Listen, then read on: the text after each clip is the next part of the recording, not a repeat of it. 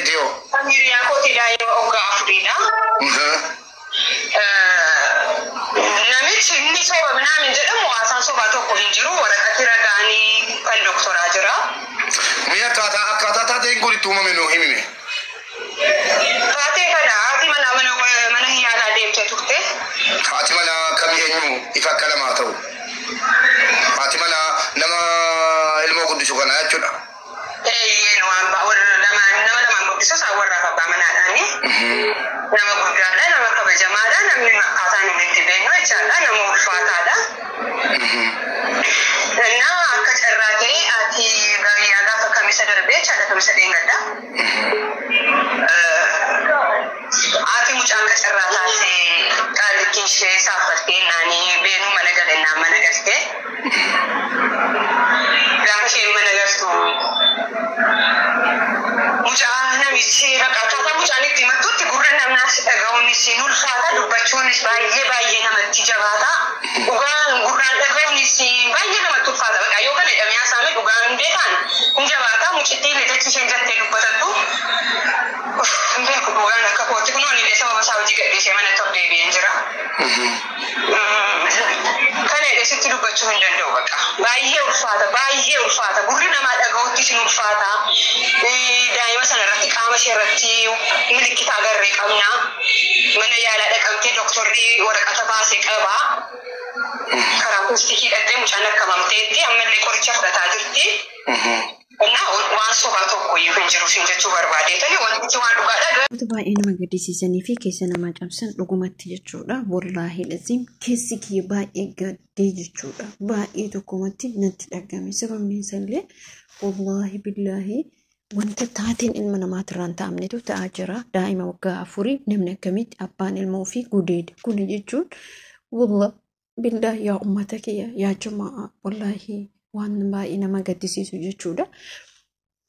daa'ima waggaa 4 maaltu gudeeda yaa ummata assalamu alaykum warahmatullahi wabarakatuh jirtu akkam nagaa keessanii fayyaa keessanii jecha viidiyoo kana hamma dandeettanitti please share godhaa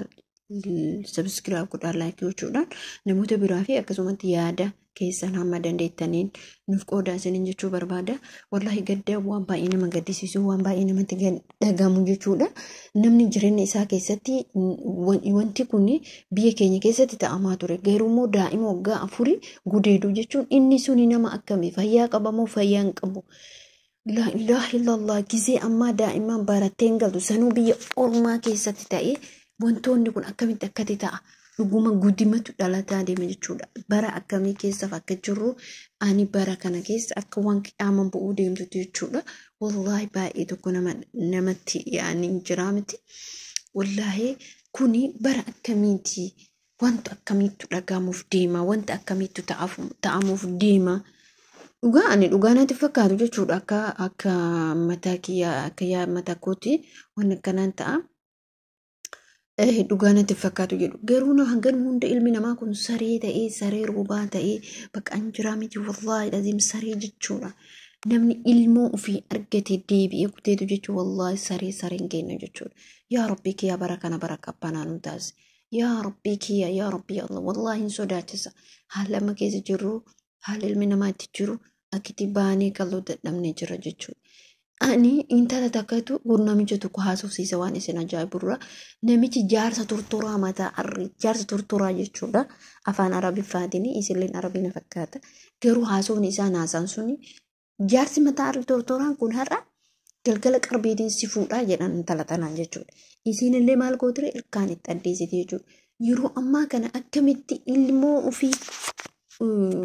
ofiititti deebi'ee gudeeda dhugumatti waan baay'ee nama jibbisiisu seen wantoonni akkanaa kun shamarra waggaa 10 waggaa 9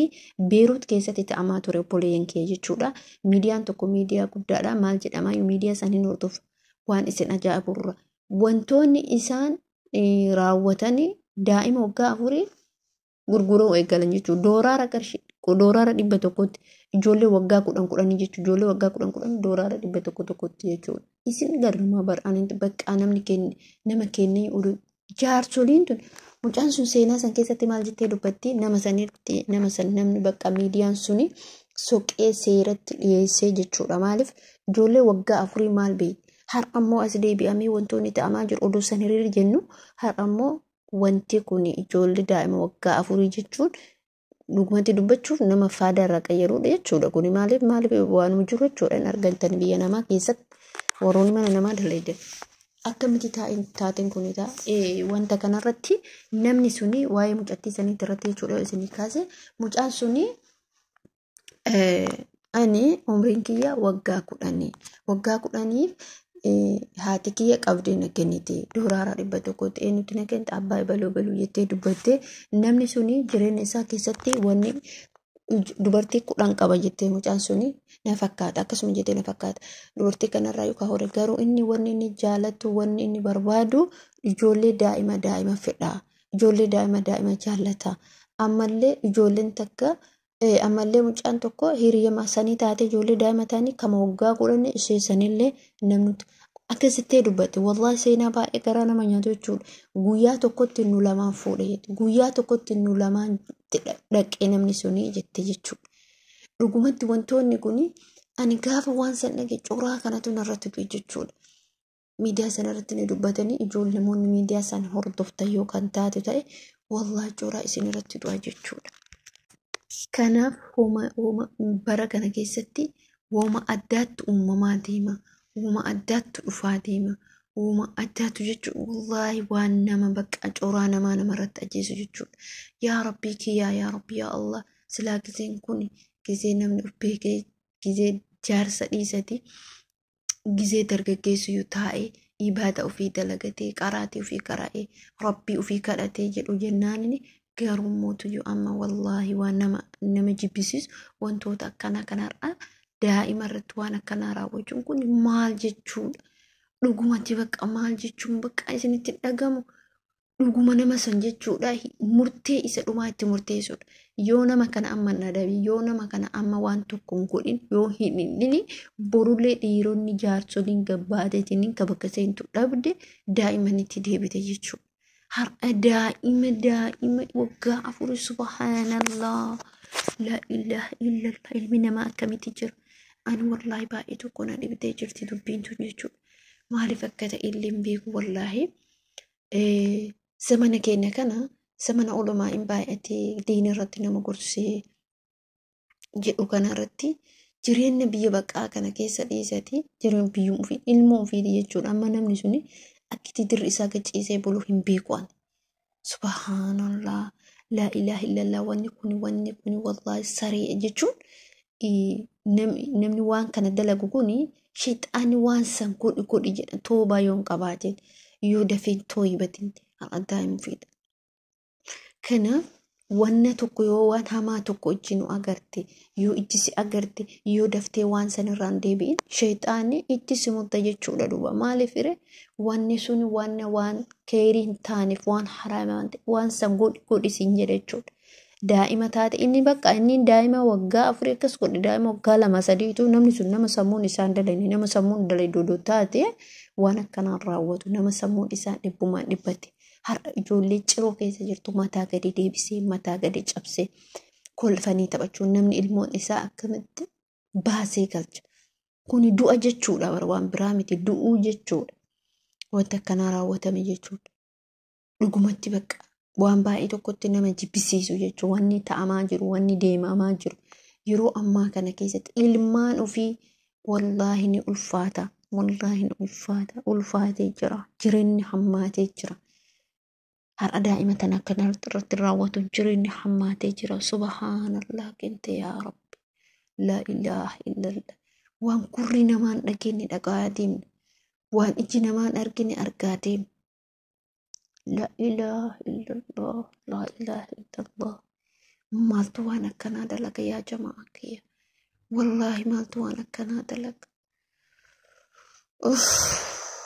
والله جوران مرت توا كان وان كوركينا دغو بيچان بيكواني والله لا اله الا الله مالكني والله ربين كيراتا زورو وان دنو حلافز وان كورنا ما دكيني دغا ديمنا اوبلينكيا يرون ما كوني ilmo في جبيفتو ilmo في كوكتي اتو ilmoo ofii gatanii biraa deemurra keessattuu haadhatu ilmoo jabeessa jechuudha. Biyya baqaa kana keessatti dubartiin namatti dhiifattee hojii deemti. Ollatti dhiifatti. Waa hedduu jira miti yaa jamaa kiyya. Wallahi waa hedduu jira. Garuu jechuudha. Garuu wallahi lasiin amma sun hafee jira. Mi jireenya biyya namaa kana daa'ima qabdii mana arabaatiin deemti moo mi akkam gooti akkamitti jiraatti. Kinuu fokkattee jechuudha jiruun. Subhanallah. La ilaha illallah. La ilaha. Wallahi duuda nama kota jechuudha. Wallahi duuda nama kota kun duuda citiidha jechuudha. Maaluma dhageen. Wantummaa nuti dhagaaf deemnu maaliin. Kana isin jechuu barbaada hordoftoota kabajamtoota keenyaa viidiyoo keenya laayik godhaa sheer godhaa sabskiraayib godhaa namoonni akkasuma viidiyoo keenya yaada keessan yoo qabaattan yaada keessan nuuf kaasiniin jedha viidiyoo keenya sumarratti dhaaba amma viidiyoo biraatiin walitti deebinu assalaamu alaykum warahmatullahi wabarakatuh yaa rabbi waan nun taane nurraa qabi yaa rabbi waan nun taane nurraa deebisi yaa rabbi akkuma jirtanii please amantaa maaliin jedhina du'aayii kadhadha rabbi keessan kadhadha bakkuma jirtanii rabbii dallansuudha kun wallahi lazim dallansuudha malee waan biraa miti rabbiin nu halaafisu waan jabaatti kulli rabbiin nu halaafisu waan jabaatti kulli rabbiin nu halaafisu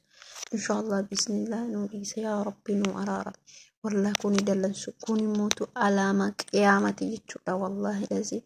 alaama qiyaamati rabbi waan nu taane nurraa haa qabu